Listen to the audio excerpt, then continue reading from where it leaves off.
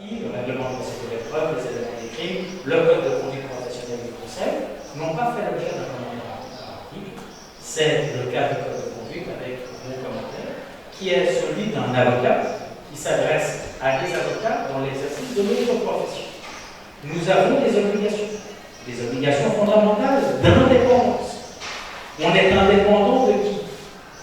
Des organes judiciaires, les juges, les procureurs, le greffe. On est indépendant des organes de l'État concerné. Si je plaide pour Jean-Pierre Bemba, je n'ai pas à recevoir d'instruction de la RDC ou de la Centrafrique dans un sens ou dans un autre. On est indépendant des autres parties au procès, des victimes. On est indépendant des témoins, des avocats, des confrères qui plaident avec nous ou contre nous. Et on est indépendant, et c'est une dimension que l'on n'a pas suffisamment à l'esprit, de son client. On n'est pas là pour répéter bêtement toutes les conneries que le client veut dire. On est là pour apporter une plus-value. Le client a le droit de refuser toute requête. Le client a le droit de se taire. Il a même le droit de mentir s'il veut. Mais le rôle de l'avocat n'est pas de tromper la cour. Le rôle de l'avocat n'est pas de mentir à la cour. Le rôle de l'avocat n'est pas de construire de faux éléments de preuve. Le rôle de l'avocat n'est pas de subordonner des témoins en les forçant à changer leur version ou en les payant pour changer leur version. Ce n'est pas ça que l'on attend de nous. Et ce procès a été extrêmement important parce qu'il nous a montré que les avocats ne sont pas toujours exemplaires, et ça on le savait, mais c'est valable pour les procureurs, les juges, les greffiers, au plan national, comme au plan international évidemment. Ça nous a posé des questions fondamentales sur le fonctionnement de la défense devant la Cour, qui est un pilier du procès. Ça nous amène à des considérations sur la stratégie de défense et les liens abordés que je développerai surtout dans ma troisième intervention. Et puis, ça nous a amené aussi à faire le constat qu'il n'y avait pas d'organe de la défense. Et que lorsque les juges doivent traiter d'une affaire essentielle, ils n'ont pas d'institution en face d'eux. Ils ont l'avocat de Bemba, l'avocat de Gbagbo, l'avocat de Katanga, mais ils n'ont personne qui représente le barreau de la Cour pénale internationale parce qu'il n'y a pas de barreau. Et c'est un moment décisif, l'arrestation de Maître Pilolo, parce que ça a donné un électrochoc aux organes de la Cour et aux États partis pour constater que ce qu'on leur disait dès le début, qu'il fallait un barreau à la Cour pour être institutionnellement l'interlocuteur des organes de la Cour pour tout ce qui regroupe le travail de la défense. Défense au sens large, défense des intérêts des victimes, défense des témoins, les amis publiés également sur lesquels on reviendra dans la troisième présentation, et défense des accusés dans le cadre de la défense. Et puis la Bemba, elle est exemplaire. Pourquoi? Parce qu'il y a un revirement de jurisprudence totale en deuxième instance avec un acquittement complet. Et cet acquittement repose sur une approche qui a été particulièrement critiquée, mais elle a été aussi critiquée parce que c'est Jean-Pierre Bemba, elle a été critiquée parce que c'est un revirement complet par rapport à la première instance, et qu'à partir de là, c'est une surprise. Au Gunjolo, les charges n'ont pas été confirmées en entier en phase préliminaire, il est acquitté en première instance, acquittement confirmé en appel, c'est pas une surprise, on est dans un processus judiciaire qui, depuis le premier jour, nous dit qu'il n'a pas suffisamment d'éléments dans ce dossier. Gbagbo, c'est la même chose. Confirmation des charges, première décision de la chambre préliminaire, renvoyer le bébé au bureau du procureur pour dire avec ça, tu ne vas pas bien loin, complètement à ton accusation, sinon ça ne va pas le faire. N'empêche que si on n'avait pas eu un ancien chef d'État comme Laurent Gbagbo, on aurait eu à ce stade la même décision qu'il y a eu pour Chimana, par exemple, pour Abou Garda, dans les situations dans le Congo pour Chimana et puis au Darfour pour au Soudan, parce qu'on aurait refusé de confirmer les charges et qu'on se serait arrêté là. Vu l'importance politique de Gbagbo, vous savez, on ne va pas clore ici, il faut faire mieux. Donc on a renvoyé le bébé au bureau du procureur, qui est revenu avec quelque chose de pas beaucoup plus convaincant, acquittement en première instance sur un principe qui était celui du no case to answer, ce qui signifie en droit anglo-saxon quelque chose qu'on peut littéralement traduire. Il n'y a pas de cas auquel répondre.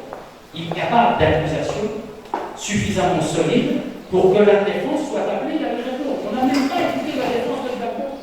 C'est dit, c'est pas la peine, il n'y a tellement rien dans le dossier du procureur. On n'a même pas besoin d'aborder la question de la défense. On acquitte, il n'y a rien. Terminé. Confirmé en ordre. Donc, Belpa est une surprise qui prend un peu tout le monde de court et qui, du coup, crée la controverse. Autour de quoi? D'une question absolument essentielle. La responsabilité du supérieur hiérarchique. De quoi est-on responsable quand on est chef d'un groupe armé, haut responsable de l'armée, membre du gouvernement, chef d'État? Quel est le degré de responsabilité là?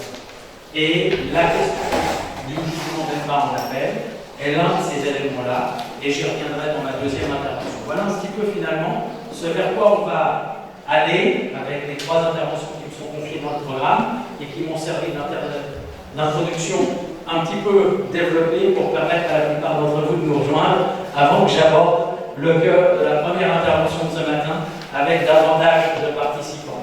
Merci à ceux qui nous ont rejoints depuis tout à l'heure. Vous n'avez pas manqué le cœur de la première intervention. Une histoire. Et on pourrait les aborder dans un ordre ou dans un autre. L'article 5 du statut nous dit que la Cour pénale internationale a compétence pour les génocides, article 6, les crimes contre l'humanité, article 7, les crimes de guerre, article 8, et le crime d'agression, qui en 1998 n'est pas défini et ne se trouve pas dans le statut, et qui sera défini après la conférence de révision de Kampala en 2010 à un article 8 bis du statut. Et c'est les qui constituent la compétence matérielle de la Cour, avec un cinquième, qui est celui de l'article 70, qui est justement l'atteinte des intérêts de la justice.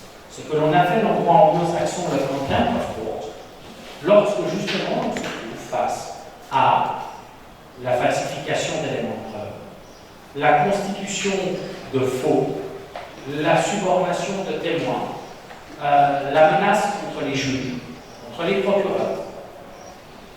Ça relève de l'article 70.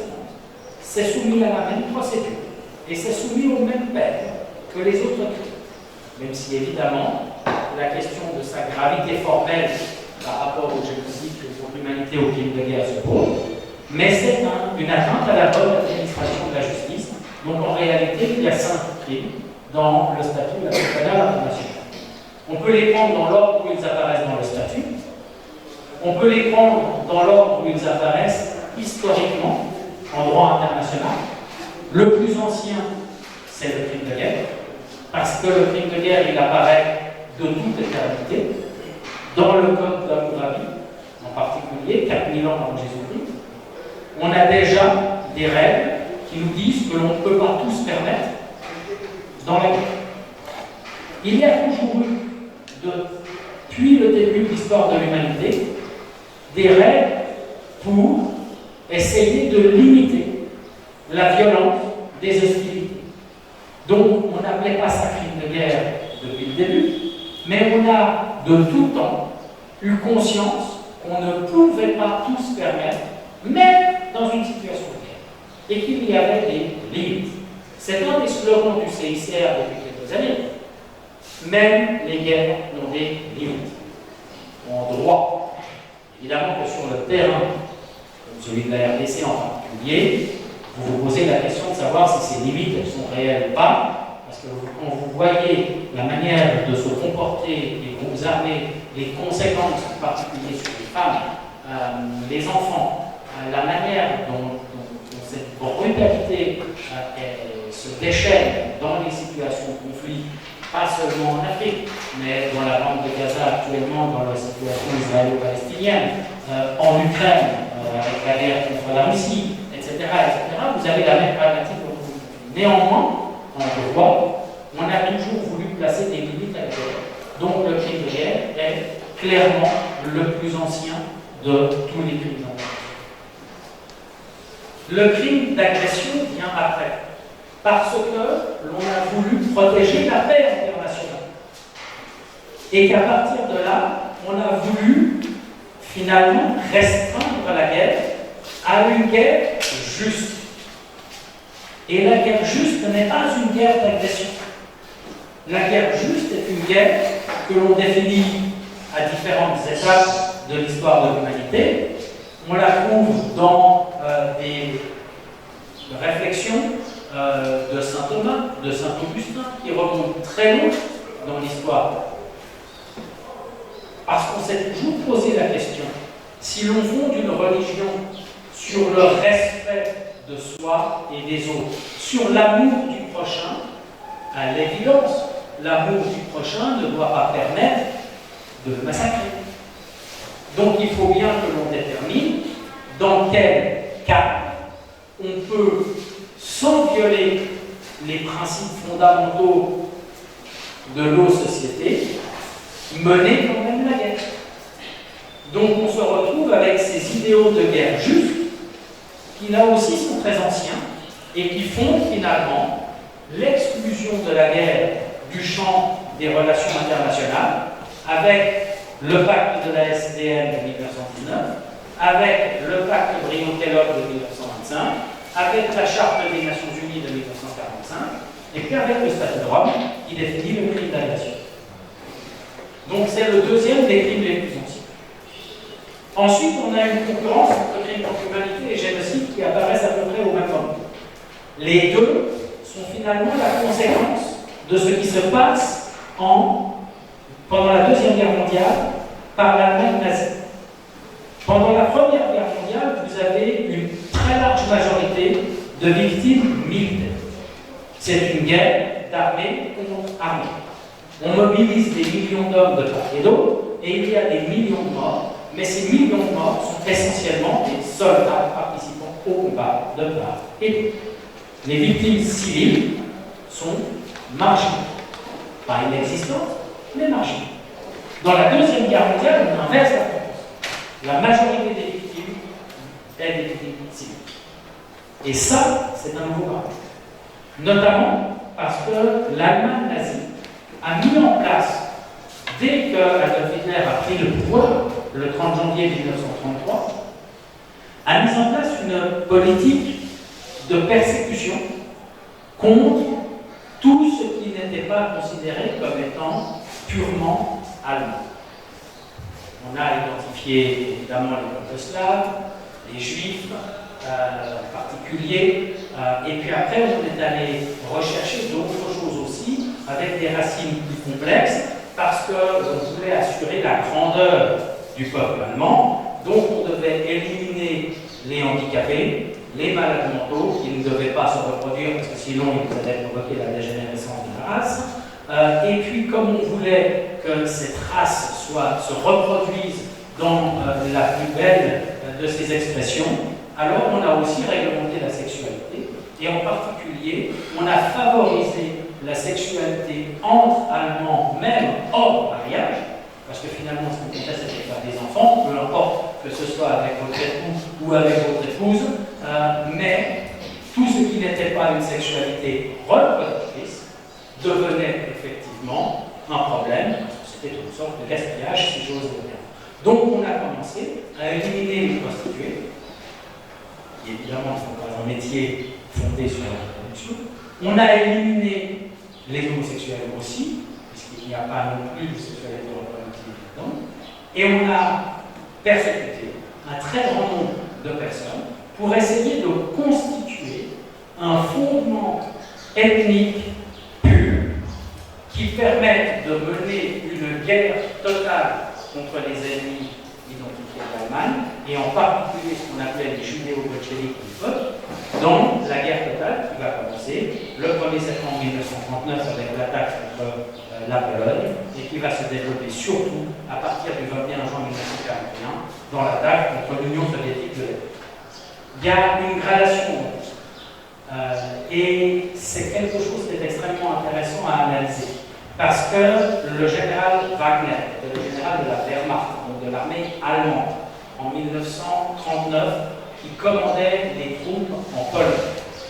Ce général s'est opposé à Hitler dans le déploiement des troupes SS dans l'attaque de la Pologne. Pourquoi?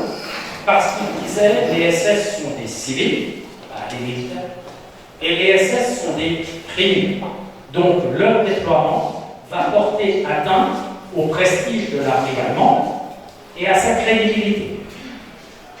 Et c'est la dernière fois que l'on a une distinction aussi claire entre deux éléments essentiels, le civil et le militaire, ce qui est permis et ce qui ne l'est pas, ce qui est criminel. Hitler va accepter de ne pas déployer les SS en Pologne avant la fin des opérations militaires. Ensuite, les SS viendront en Pologne, massacreront les populations civiles, mettront en place l'extermination totale des Juifs d'Europe et iront vers ces années d'extermination.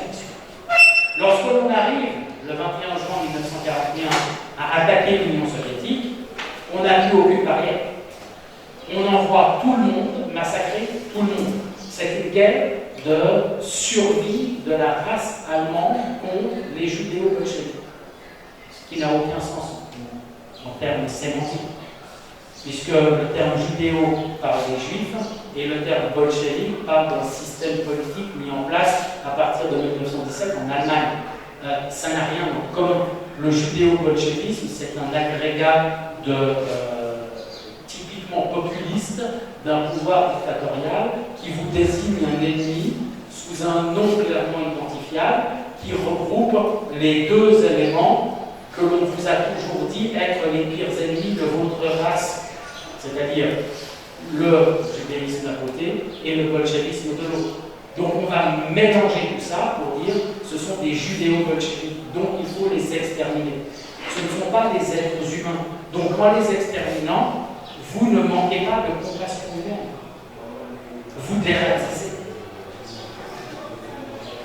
Et c'est cela le principe que l'on va retrouver ensuite partout et que l'on retrouve exactement dans la situation israélo-palestinienne et que l'on retrouve dans la situation de conflit entre la Russie et l'Ukraine aujourd'hui. On délivre l'autre. Et c'est tout le danger de Trump aujourd'hui aux États-Unis. Les autres sont des personnes que l'on peut ignorer, écraser, exterminer. Le seul être humain, c'est celui qui est doté d'une intelligence suffisante. Et l'intelligence, c'est reconnaître que je suis le meilleur, que je vous offre le meilleur registre possible, et qu'à partir de là, si vous n'êtes pas d'accord avec moi, c'est que vous êtes un malade mental, puisque comment peut-on imaginer que vous ne soyez pas capable d'identifier ce qui est le meilleur pour vous-même? Donc si vous n'êtes pas avec moi, vous êtes mauvais, vous n'êtes pas un être humain, vous n'avez pas d'intelligence suffisante, vous êtes effectivement de la vermine que je peux exterminer facilement. C'est cela, finalement, la simplification extrême à laquelle on assiste dans le régime nazi et qu'on le retrouvera dans le génocide rwandais, où l'on traitera les Tutsis de Kafir pour justement justifier que l'on puisse les exterminer parce que ce ne sont pas des êtres humains, que l'on retrouve aujourd'hui lorsque les Israéliens parlent des Palestiniens, que l'on retrouve aujourd'hui lorsque les Russes parlent des Ukrainiens, etc. Donc ce complexe-là est extrêmement important à comprendre parce que finalement on déchaîne des puissances colossales pour faire des millions de morts dans les civils. Et ça devient même absurde. Imaginez que la SS en 1944 compte 1,5 million d'hommes. C'est une armée colossale.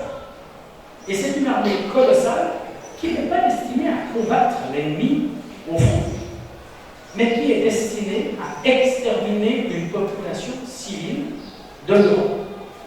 Alors que si on avait déployé ces 1,5 million d'hommes qui étaient les mieux armés, les mieux équipés de l'armée allemande dans le cadre des opérations militaires, peut-être que le sort de la guerre aurait été changé.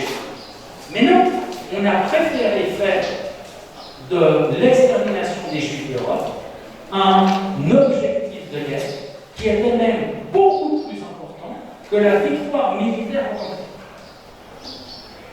Et c'est l'absurdité même du projet de camp de la mort qui se met en place à partir de 1941, et ce n'est pas son hasard si c'est en lien avec l'invasion de l'Union soviétique, où l'on va finalement créer une énorme usine destinée à exterminer les gens d'une manière industrielle.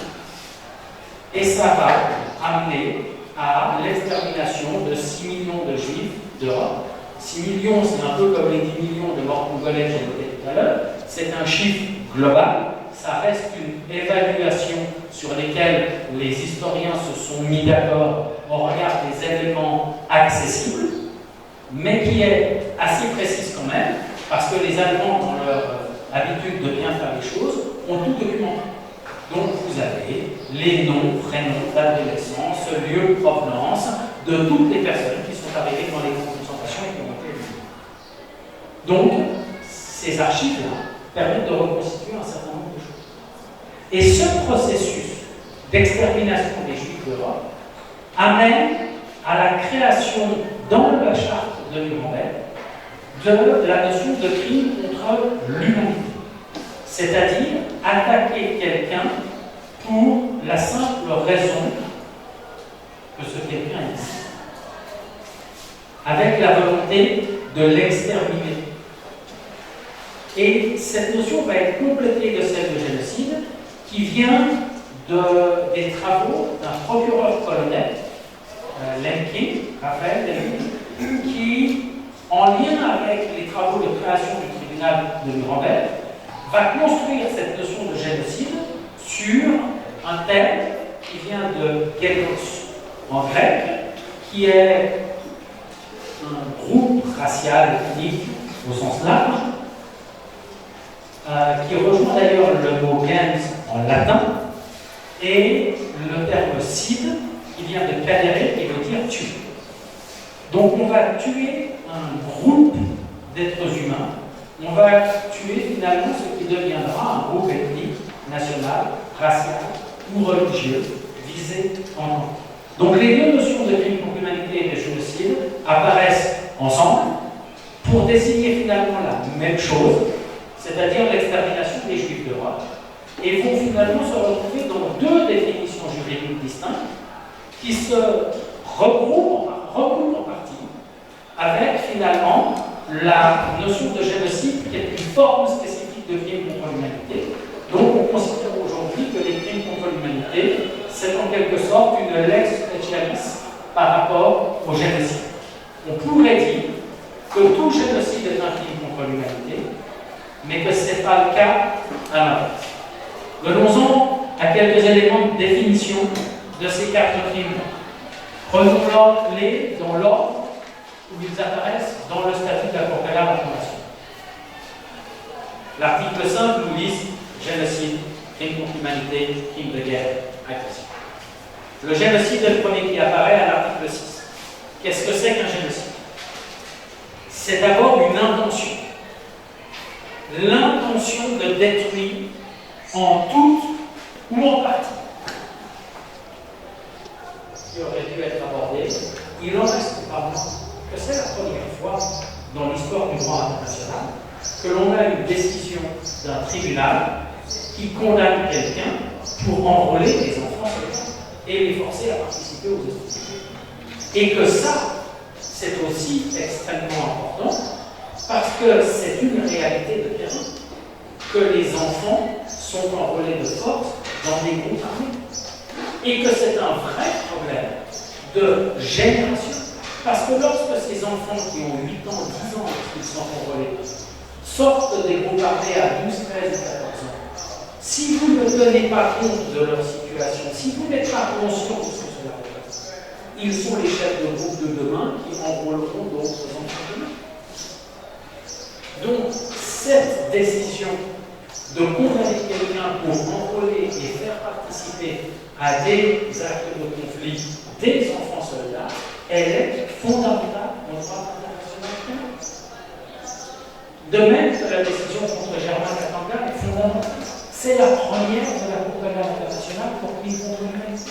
C'est celle qui pose la manière dont on va réfléchir pour vérifier si les éléments constitutifs du crime sont réalisés ou pas dans un cas d'espèce. Et c'est celle qui est aujourd'hui considérée par la justice internationale, la doctrine, comme au niveau national, lorsque l'on est dans des cas de compétence universelle sur des crimes contre l'humanité, comme celle qui établit le droit actuel. La question de Mathieu Bourgeois est fondamentale aussi. Pourquoi?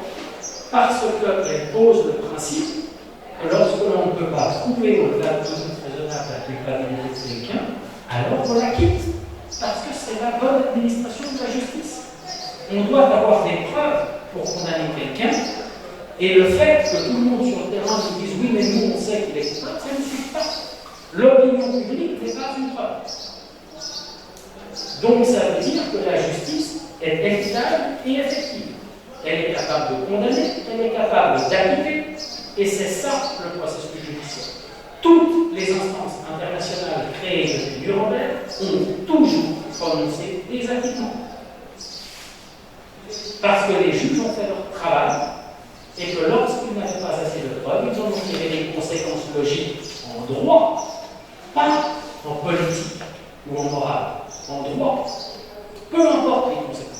Lorsque Jean-Pierre Bemba est condamné en première instance, la décision est fondamentale parce que c'est la peine la plus lourde jamais prononcée à l'époque par la Cour.